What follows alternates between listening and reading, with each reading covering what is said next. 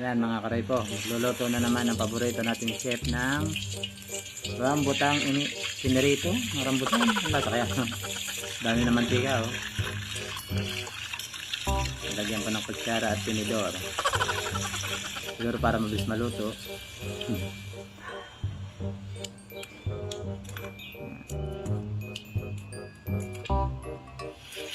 Nilagyan ng yellow, tapos food color.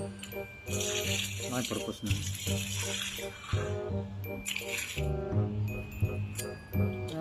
Babalatan lang pala kung ano pa pinaglalagay.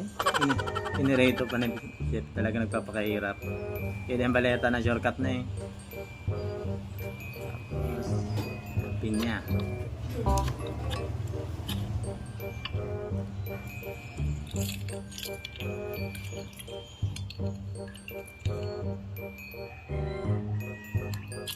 Tapos hinugasan niya ang kanyang rambutang pinirito kanina.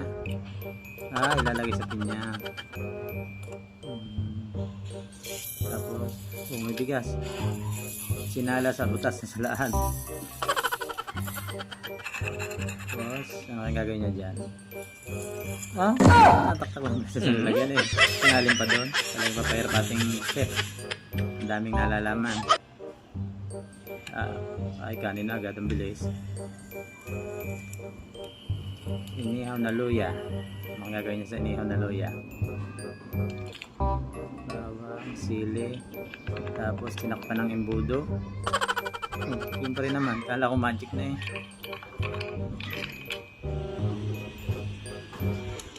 Tapos tinap. Ang yan, dami sili.